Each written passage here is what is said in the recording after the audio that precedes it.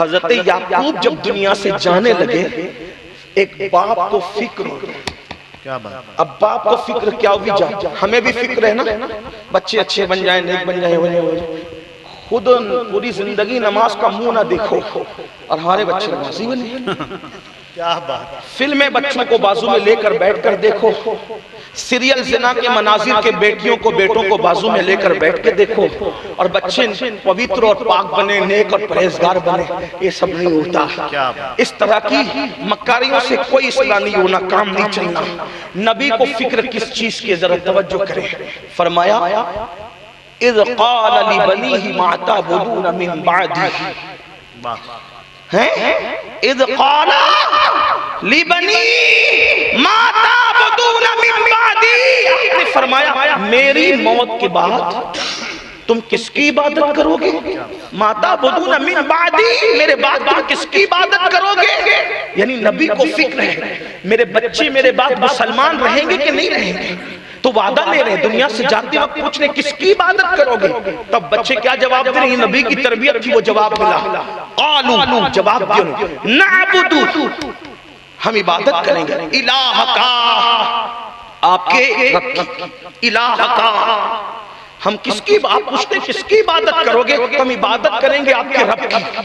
وہ الہ آبائکا، اور آپ کے آبا و اجداد کا جو رب ہے اس کی عبادت کریں گے. ابراہیم و اسماعیل و اسحاق الہ واحدہ، ہم اس کی عبادت کریں گے جو آپ کا رب ہے. آپ کے باپ دادا ابراہیم کا رب ہے، اسماعیل کا رب ہے، اسحاق کا رب ہے، اس کی عبادت کریں گے جو ایک ہے وحدہ لا شریک ہے. تو پتہ چلا نبی کو فکر تھی تو یہ کہ میرے بعد میرے بچے مومن رہیں گے کہ نہیں، مسلمان رہیں گے کہ نہیں. اب آپ سے پوچھنا چاہتا ہوں اپنے آپ کو مسلمان کہلانے والوں، کیا ہمیں بھی یہ فکر ہے کہ ہمارے بعد ہمارے بچے ہمارے دین پر رہیں گے کہ نہیں رہیں گے؟ اور اگر دین پر رہیں گے یہ فکر ہے تو ہم نے ان کے پیچھے محنت کیا کی ہے، ان کے پیچھے کوشش کیا کی ہے.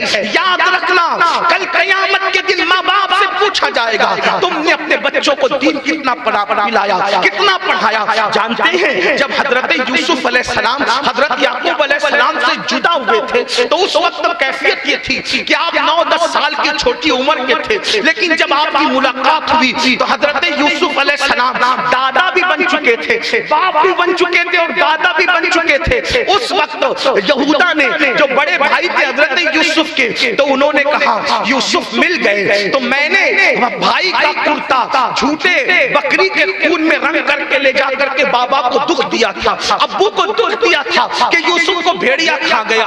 تو موت کی خبر لے کر، جھوٹی موت کی خبر لے کر میں گیا تھا، تو آج خوشی کی خبر لے کر بھی میں جاؤں گا. مسلمانوں میری ماں اور بہنوں توجہ سے سننا، غور کرنا. یہودا حضرت یعقوب کے پاس پہنچ رہے ہیں کیا خبر لے کر؟ بابا مبارک ہو، مبارک ہو، آپ کا بیٹا یوسف مرا نہیں بلکہ زندہ ہے، زندہ، اور اس حال میں ملا ہے 50 سال تک کے جس کے لیے روئے، آنکھیں سفید کر دی، آنکھوں سے آنسو جاری رہے. اللہ اکبر. کبھی اچھا کھانا نہیں کھایا، کبھی اچھے کپڑے نہیں پہنے، کبھی ٹھنڈا پانی نہیں پیا، رونا رونا صرف رونا تھا. یعقوب علیہ السلام کو روتے روتے آنکھیں سفید ہو گئی تھی. 50 سال کے بعد جب حضرت یوسف کا پتہ مل گیا، یہودا نے آ کر کے کہا بابا آپ کا بیٹا یوسف مل گیا. اور بابا مبارک ہو، مبارک. اس حالت میں ملا کہ یوسف بادشاہ، یوسف مصر کا بادشاہ. تب حضرت یعقوب کو کتنی خوشی ہوتی. لیکن اللہ اکبر، نبوت کی فکر دیکھو، ایک سچے بات کی فکر دیکھو.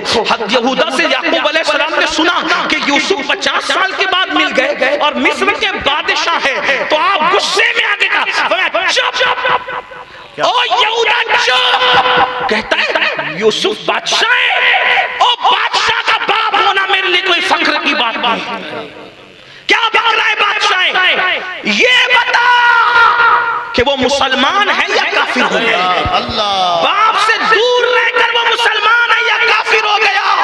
اگر مسلمان ہے تو میرے لیے خوشی کی بات ہے کہ میرا بیٹا مسلمان ہے، اور اگر وہ مسلمان نہیں ہے تو اس کے زندہ رہنے سے بہتر تھا کہ وہ مر جاتا.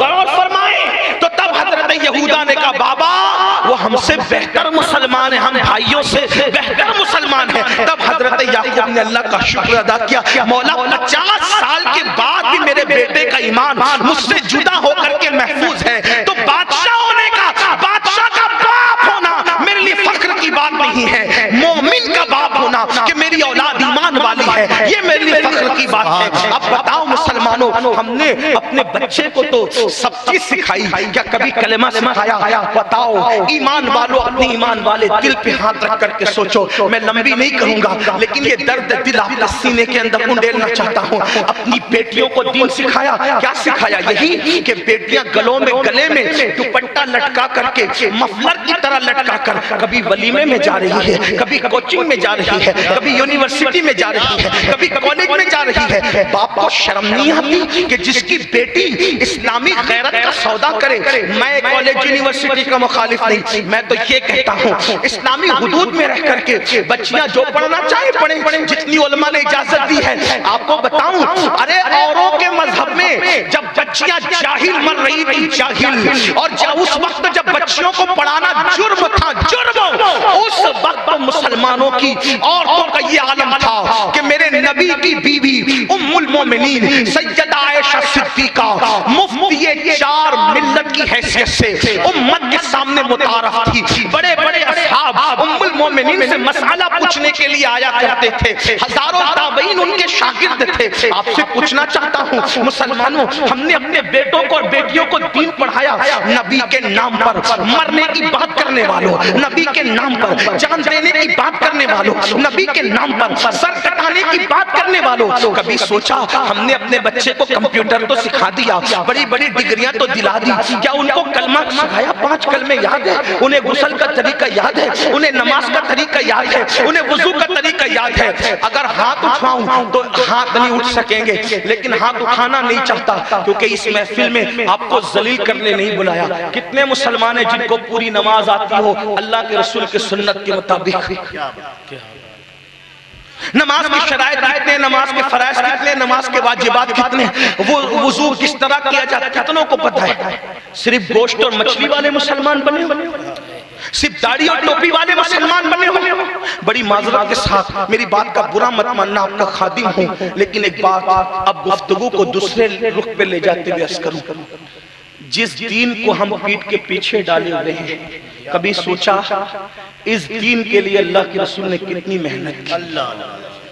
مئو ایما والوں، اگر مئو ایما کے چھوٹے سے اس دیہات میں ہر گھر کی طاق میں قرآن رکھا ہے تو یہ کس کی محنت ہے؟ کیا بات، تھوڑی دیر غور کر، پھر کہہ رہا ہوں تقریر نہیں کر رہا، غوث پاک کے فقیر کے دل کا درد ہے۔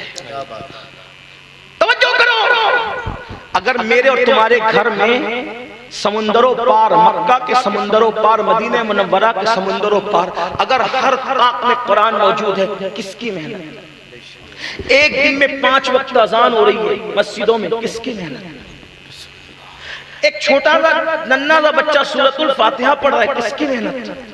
بڑی معذرت کے ساتھ یہ محنت، سب سے پہلی محنت اگر کسی کی ہے تو وہ تمہارے اور میرے نبی کی محنت۔ اب مسلمان کیا سوچتے ہیں؟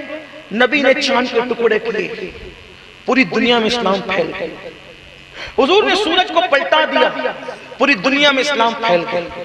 چاند کے ٹکڑے کرنا حق ہے، میں اس کا منکر ہوں، سورج کو پلٹانا حق ہے، میں اس کا منکر ہوں، لیکن ایک بات کہوں، چاند کے ٹکڑے دیکھ کر کافروں نے کہا تھا ان سے بڑا جادوگر کوئی نہیں، سورج کا پلٹنا دیکھ کر انہوں نے جادو کا الزام لگایا تھا، لیکن جو قوم چاند کے ٹکڑے دیکھ کر اور سورج کا پلٹنا دیکھ کر مسلمان نہیں ہوئی تھی، وہ میرے نبی کی محنتوں سے مسلمان۔